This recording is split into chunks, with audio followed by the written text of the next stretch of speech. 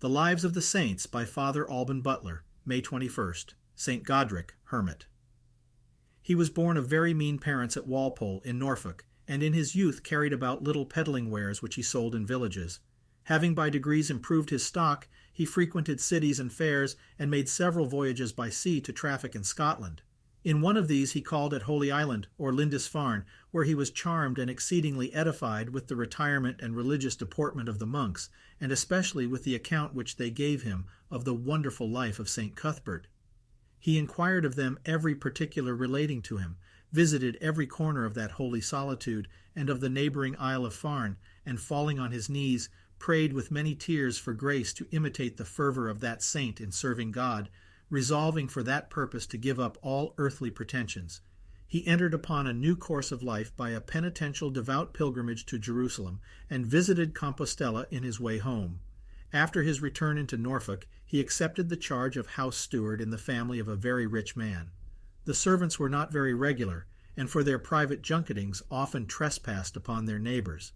Godrick, finding he was not able to prevent these injustices, and that the nobleman took no notice of his complaints about them being easy, so long as he was no sufferer himself, left his place for fear of being involved in the guilt of such an injustice.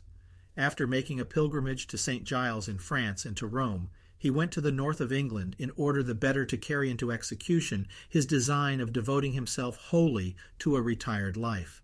A fervent servant of God, named Godwin, who had passed a considerable time in the monastery of Durham, and by conversing with the most holy monks and exercising himself in the interior and exterior practices of all virtues, was well qualified to be a director to an inexperienced novice, joined our saint, and they led together an austere anchoretical life in a wilderness situated on the north to Carlisle, serving one another, and spending both the days and nights in the praises of God. After 2 years, God called Godwin to himself by a happy death after a short sickness. St. Godrick, having lost his companion, made a second painful pilgrimage to Jerusalem. After his return, he passed some time in the solitude of Steward, now Whitby, but after a year and some months went to Durham to offer up his prayers before the shrine of St. Cuthbert, and from thence retired into the desert of Finchale, or Finchley, 3 miles from Durham, near the river Wear.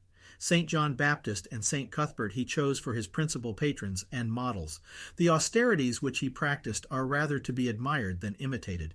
He had his regular tasks of devotion, consisting of psalms and other prayers which he had learned by heart, and which he constantly recited at midnight, break of day, and the other canonical hours, besides a great number of other devotions. Though he was ignorant of the very elements of learning, he was too well experienced in the happy art of conversing with God and his own soul ever to be at a loss how to employ his time in solitude. Whole days and nights seemed too short for his rapturous contemplations, one of which he often wished with St. Bruno he could have continued without interruption for eternity, in inflamed acts of adoration, compunction, love, or praise. His patience under the sharpest pains of sicknesses or ulcers, and all manner of trials, was admirable, but his humility was yet more astonishing. His conversation was meek, humble, and simple. He concealed as much as possible from the sight and knowledge of all men whatever might procure their esteem, and he was even unwilling anyone should see or speak with him. Yet this he saw himself obliged to allow on certain days every week to such as came with the leave of the prior of Durham, under whose care and obedience he lived.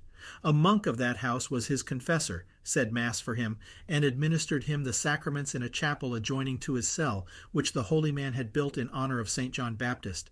He was most averse from all pride and vanity, and never spoke of himself but as of the most sinful of creatures, a counterfeit hermit, an empty phantom of a religious man, lazy, slothful, proud, and imperious, abusing the charity of good people who assisted him with their alms. But the more the saint humbled himself, the more did God exalt him by his grace and by wonderful miraculous gifts. For several years before his death, he was confined to his bed by sickness and old age. William of Newbridge, who visited him during that time, tells us that though his body appeared in a manner dead, his tongue was ever repeating the sacred names of the 3 divine persons, and in his countenance there appeared a wonderful dignity, accompanied with an unusual grace and sweetness. Having remained in the desert 63 years, he was seized with his last illness, and happily departed to his Lord on the 21st of May, 1170, in the reign of Henry II. His body was buried in the chapel of St. John Baptist. Many miracles confirmed the opinion of his sanctity, and a little chapel was built in his memory by Richard, brother to Hugh Pidsey, Bishop of Durham.